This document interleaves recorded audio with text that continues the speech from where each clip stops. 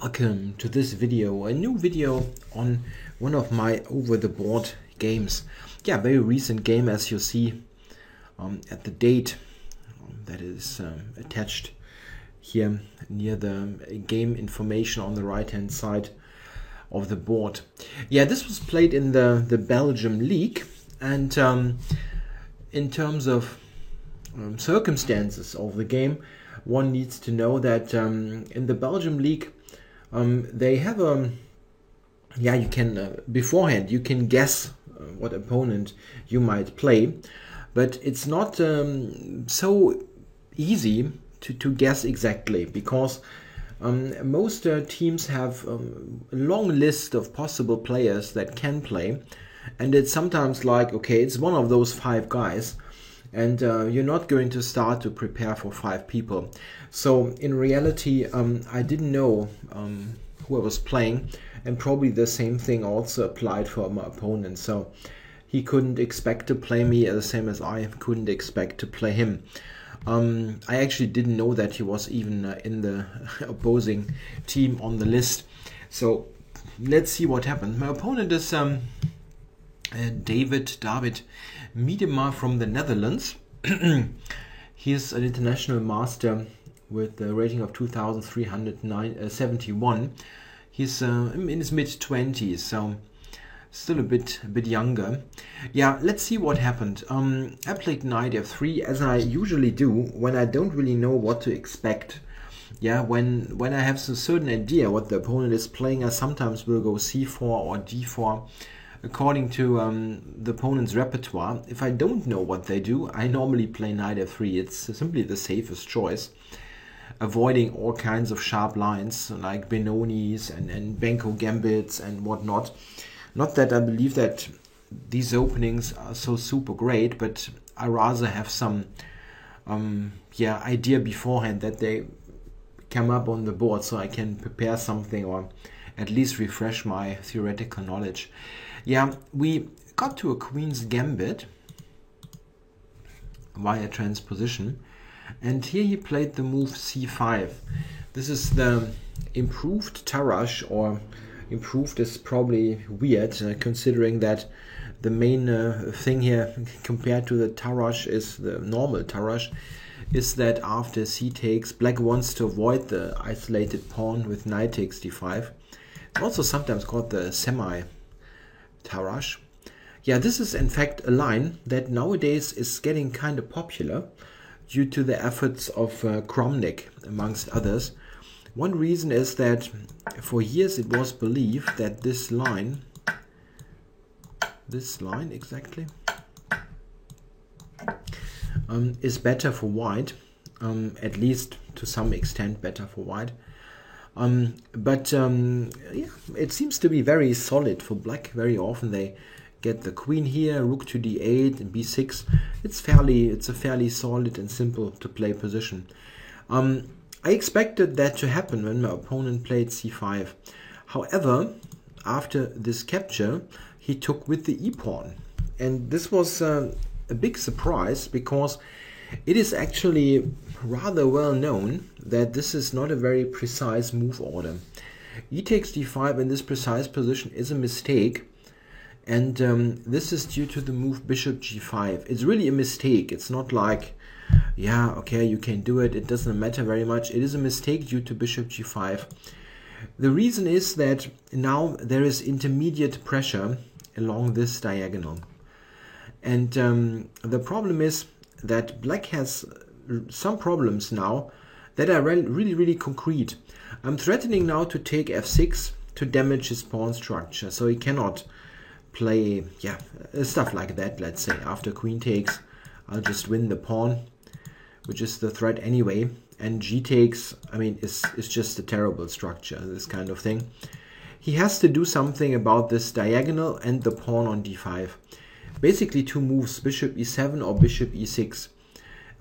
Bishop e6 is the main alternative. Here I knew that white gets a good game now by means of playing e4, or by taking on f6 and then e4. It can lead to the same thing. To show you the general idea, this kind of thing. Yeah, the point is that there's an immediate attack on d5, and if black takes on e4, white can also insert this intermediate check. Yeah, something like this. Yeah, this in fact has been played in a simultaneous game, simultaneous display in 1924 by Alexander Alekhine, the later world champion. And this is in fact a game that I knew because I only recently had used it in a training session with a student of mine. So this memory that this line was bad was pretty fresh in my mind.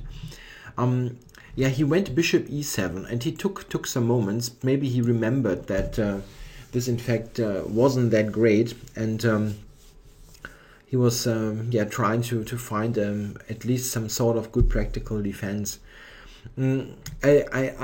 After the game, I had a look at his opening repertoire actually, and found out that only recently he had added the Tarrasch, Queen's Gambit Tarrasch defense to his repertoire, but it seems that he didn't know or forgot about this move order issue. To just put this into perspective, the normal move order in the Tarrasch would be this: c5 to get to this line, and here black has this choice: knight c6 or knight f6, and knight f6 here is the imprecise move. You have to play this to avoid the pin. If white now wants to get the same thing with bishop g5, you'd of course don't play knight f6 with a self pin, but you can play bishop e7 or you can play f6. Both moves are totally okay to address this issue of the bishop. Yeah, and in the game he was in this pin and in trouble. Exactly here. Yeah, he played bishop e7, and now we see an additional problem. White can just take. Yeah, and now I always have this idea to capture here and capture on d5. There is immediate pressure on the pawn. Yeah, he went with developing knight c6, and I went e3. It's important not to take now, because something like this here isn't that clear. Yeah? Here black will get probably the pawn back, and then yeah, you have given up the bishop pair, and yeah, it's nothing great. White must make sure not to clarify things prematurely. Also, of course, this is really bad due to this blundering the queen. So I just want to develop, not this, but develop. e3 is just better. Yeah, now the whole thing gets more interesting with the capture on f6 and on d5. So he went bishop e6 to cover the pawn. If he instead castles, and instead of bishop e6, if he castles, I can play bishop b5 like in the game, or also bishop e2 or queen b3 come into consideration. It's pretty similar actually. Yeah, well, bishop e6 was played, and here, yeah, white has a choice where to develop the bishop. Again, it's not advisable to do anything concrete, yeah, or yeah, hurry with some things. I could have taken, for example, like this, which tries to keep this pawn, but black will always have chances to get it back with queen a5 or even the bishop back. So I think this is somewhat early, this capture. Possible, but still I didn't like it so much. I went with a different move. Here I just played the developing move bishop b5. I think this is also a good choice. The idea is to, at some point, to threaten to take here and go b4 to keep the pawn. So if he castles now, for example, I can consider to grab this pawn. It seems that in fact this isn't that great. Yeah, in the game I thought that this would be excellent, but black actually gets some decent play here with this pin, and I don't get to d4, which is a huge problem. If I would be able to play knight d4, this would be great because I attack this this pawn all the time. but due to the pin I don't manage. And here this isn't so clear. I mean, I'm a pawn up, but it's not totally convincing. However, I have an alternative. If he would have castled, I mean, I'm not sure if I would have played that, but the simple move castles is actually strong. Just going on with my development. The point is that in a way I'm asking me, okay, what's your next move? And this idea is still in the position. If he tries to get the pawn back now here, I have this continuation, fairly typical, winning the pawn. And one problem is if he takes now, I just recapture, and with this tempo on the bishop, I will keep my extra pawn. In this case here, I even will manage to take off the knight with further damage to his pawn structure.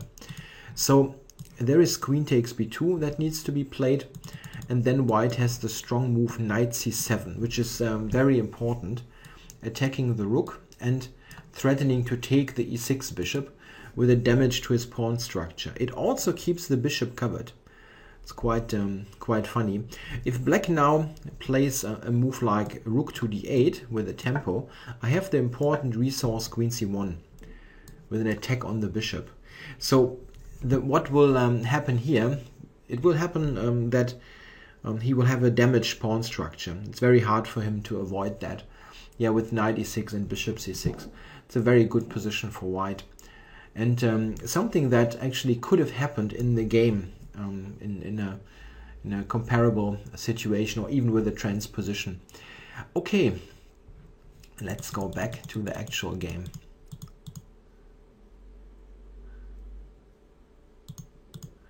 Instead of castles here, he took immediately. Yeah, I wasn't totally sure about the precise, or what the most precise move order is. At the end, I decided to castle, and I mean, at the end, sounds like I took a long time. I didn't. Played this relatively quickly because I wanted to, to have the king out of the way. It is simply, I always want to have this kind of idea, but queen takes b2 is such an annoyance, or in this case, we even have this, and my king is forced to move. So I thought that, okay, I cannot really go without castling here. So I went with this move rather quickly. Castles, yeah. And now what should black do? I still have this idea with the capture. It's not easy at all. He went bishop e7. If he castles here, we get the same thing that I had shown before. This business is the same position. Note that in this position, bishop takes c6, which even looks a bit stronger, yeah, because this looks very nice actually. Yeah, when white will be able to take here and settle him with yet another pawn weakness. But on bishop takes c6, he has the funny reply rook a to d8 intermediate move. Of course, I didn't see that. And after that, white still keeps an edge, but it's not very much. It's really funny, yeah? The queen is protecting b7, so bishop b7 is useless. And yeah, this way he just avoids this knight c7 fork. It's quite funny. And a move that probably a human wouldn't spot. Maybe when you're in this precise position maybe, but to anticipate it is very difficult. Yeah, this was the game position, and he went bishop to e7, making sure that he can recapture on f6 with the bishop. Yeah, and here I wasn't really sure. I was thinking that probably both queen a4 and knight d4 both leads to an advantage, and I couldn't really tell what's better. So after relatively quick thought, I went with queen a4. And in tournament chess, I'm really a relatively quick player. I'm not much for considering super long what the most precise move is. If I see 2 or 3 good ones, I tend to play one of those quicker than it might have the impression from my blitz games, where I tend to spend a long time. But lots of this time is spent on explaining the thought process, which I think adds to the videos, but makes me use more time. In over the board chess, I'm playing relatively quickly. Yeah, here he has a problem. Yeah, I'm just threatening to grab the pawn on c6, and on rook c8, I just take a7. And this is just a pawn for nothing. This is why he went queen b6. And here again, here was a position where I thought it for a bit, but I really couldn't decide what I like most, because, well, there are three moves. This one, both more rooks to the d file. Very logical, putting pressure on d5. There's knight d4, which looks attractive. Yeah, those three moves. And to be honest, I'm not totally sure what's best. Maybe rook a1 is best, but this is due to an idea that is very computerish, that I simply couldn't see. I mean, the computer wants to play rook a1 with a very nice line, actually. After rook a1, what should black do? Probably castles, yeah? It is necessary at one point. And now the computer wants to take here. And in this position, which is very comparable to the game. In the game, I used the other rook. So the rook is here on a1 in my position in the game. Here, I was thinking in the game that I want to play rook to b1. This rook is attacked. Here, the rook is not attacked as it is on f1. And here the computer gives a very strong move that I couldn't really see, knight g5. It's a move that is in a way somewhat computerish because, well, it puts yet another piece on the 5th rank in a sort of weird configuration, but it is very strong. The reason why it is strong is there are concrete ideas. The most concrete one is this, threatening checkmate and threatening the bishop. So even after h6, I have this move, which is very strong. Takes, and then a6 looks good because of the pin, but this is answered by, again, the very computerish line, like that, winning the queen. Yeah, this is the kind of stuff that is very difficult to see in a real game, at least for yeah, let's say non-geniuses. I don't know. It seems difficult. I couldn't really decide what line I like most. There's also, after queen b6, this knight d4 move.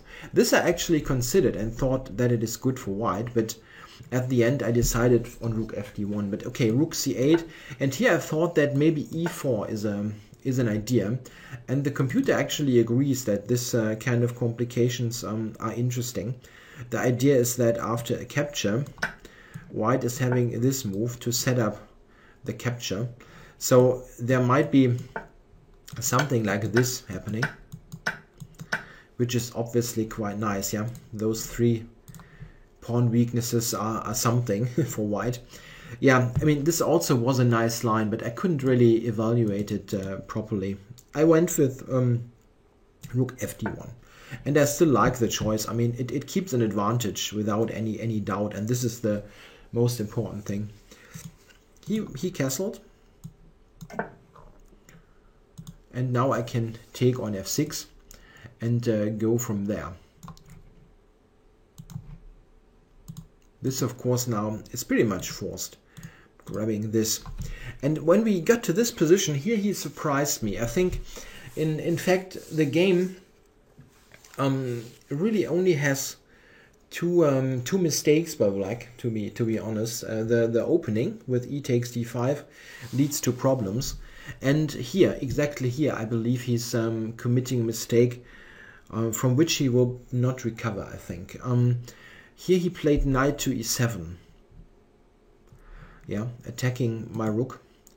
At the same time, it allows to play rook d2 to keep the b2 pawn. I think here he must capture b2, simply to restore material equality. Yeah, I guess he was seeing some ghosts after this. It is clear, of course, that white will keep an edge, but it's not that clear cut, to be honest. I was thinking, and this is in fact, this is right, yeah, rook b1 is right, getting this tempo. He has to retreat, and my idea in the calculation when I went with my rook f to d1 was bishop d3 with a tempo, queen to c7, yeah, must protect b7. And then I was anticipating this position, and here I thought that, okay, well, all my pieces are active, yeah, rook here, queen, bishop is active, and sometimes it can be that I can even develop a kingside attack, somewhat typical or comparable to some of those old games by Alekhine, where he was attacking on the queen side, and all of a sudden via the 4th and 5th rank he was switching forces to the king side. I was thinking that this kind of thing could easily happen. Just imagine in this position I could somehow jump the queen over to f5, yeah. Yeah, then mate on h7 is threatened and he has no defense as g6 loses the bishop. These kind of things can easily happen.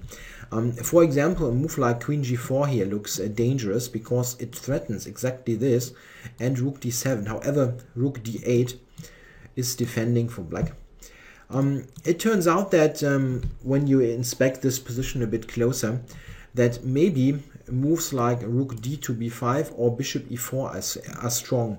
I didn't actually see that far that exactly bishop e4 seems to be strong, what the engine is giving, but I was simply relying on my intuition that there should be something in this position, and bishop e4 is strong. The idea is to intensify this pressure on the queen side. It's very difficult to defend for black. One possible defense is something like this: rook d8, rook b5, and here we come to the point that there will be some material loss, yeah, on a7, on c6, or on b7. It's very hard to prevent. Rook b8, and now very strong. White here can try to win a pawn, or wants to win a pawn on the queen side, but black has really no big opportunity to avoid it. So what white should do is to play some improving moves like this, and ultimately there will be one pawn lost. It's very likely that something like that will happen, this kind of endgame, and this is in fact interesting to look at from a technical point of view. I think this should ultimately win for white. I have a very compact pawn structure with stuff on one side of the board. The knight is actually favored over the bishop, as it can attack all targets, while the bishop is sometimes pointing into thin air. And I'm on the 7th rank. I think white should win this ultimately, but it's still a difficult thing ahead. What we need to do is, I mean, this is not a very nice prospect, but in the game, when he went with knight e7 here, yeah, this move, knight e7, after rook d2, we can have a look at what happens in the game and see how, yeah, I mean, how bad this is. He went with rook to d8, can also take the other rook. It's not a huge difference actually. It's a bit better, but not a huge difference.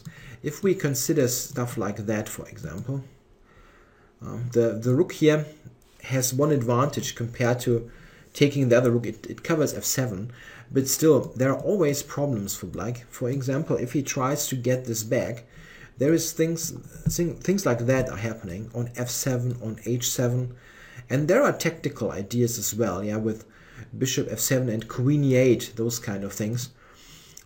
This is in fact lost for black.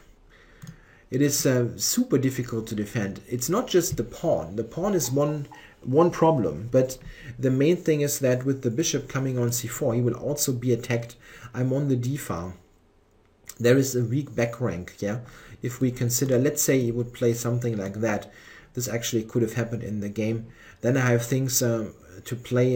Yeah, I can play against his back rank with tactical moves like that, or queen b3. It's maybe stronger even, attacking the queen, and he cannot capture because of checkmate, yeah. So black has a ton of problems, and it's not mattering that much. He went rook fd8, rook d1, takes, a6, bishop c4. Yeah, and this is the point, yeah. I'm having this pressure here, and always something coming to d7, a rook or a queen. It's really, yeah, it's lost. This is a lost position. It requires some precise play, but it's not that difficult. He went rook c8. Oh, I'm sorry, this was the wrong button. Here he went rook c8. If he takes now on b2, again there is this knight g5 business. This is even worse, of course, because now f7 is like totally hanging. Yeah, it's not the only thing actually. In the game, I was also thinking that even a move like that is very strong. He is forced to trade, and now rook d7. This is not as good and forceful as knight g5. I just want to show the general idea. Look at this position. This is a super strong piece. Black has a hard time to move any of his pieces. His bishop is tied to the defense here. He cannot move anywhere. There's the threat of e5, winning the piece. And if he moves the knight, f7 is lost. So the combined pressure on the 7th rank and the bishop is just very, very problematic. Even this is strong, but knight g5, as shown here, knight g5 is even better. Yeah, so he couldn't take on b2, and he went with this rook c8 move. Yeah, here there's, I think, the only spot where, yeah, I actually think I made a really good move. The other things were pretty clear and obvious. Here white can play something lame, yeah, I mean, and probably win, not doing a normal move, let's say. But I was thinking that the strongest move, and this is actually supported by the computer at the end, is the move g4. And this I'm very satisfied with that I played it, because in former times I often had problems with moving pawns in front of my king that weakened the king side or the king position. In this case, g4 is just strong. It is the most forceful continuation, threatening g5, winning the piece basically. Its bishop is trapped. And this, in fact, intensifies the pressure to the utmost. He now has absolutely no defense.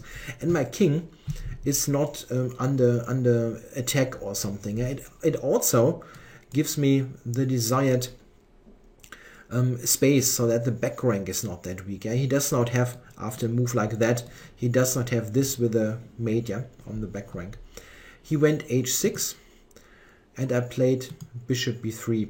Here the computer gives rook d7 as even stronger, but this is totally sufficient. Yeah, it gets the bishop out of this attack.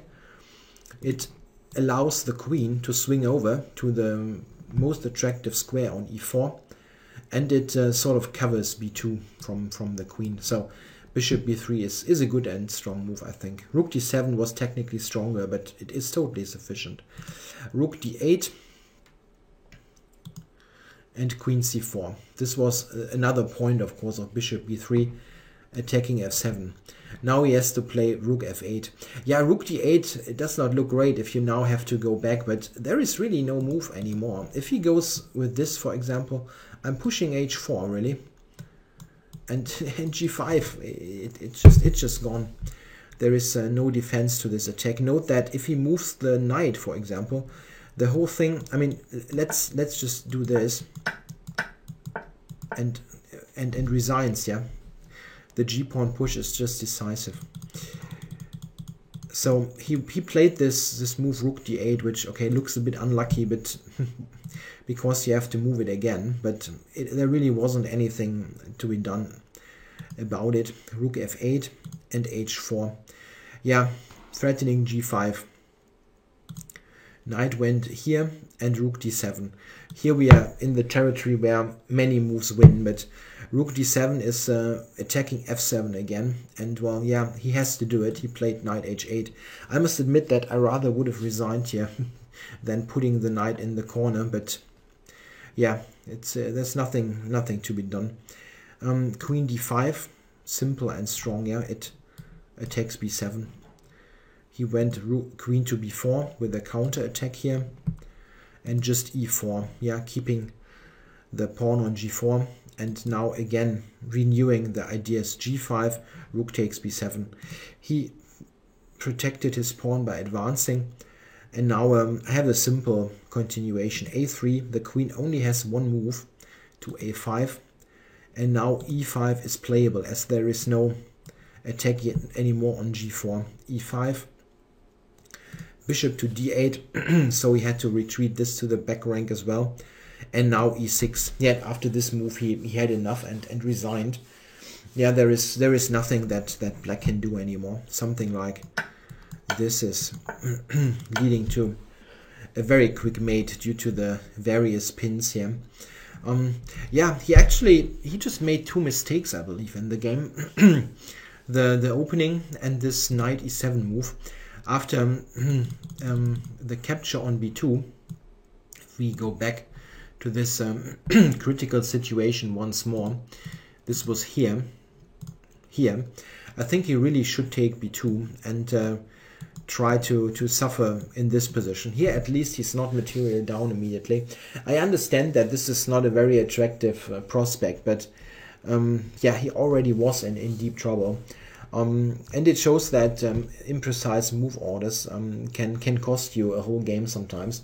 I mean, at least he was in a position of suffering after move 6, so or move 5, however you want to put it.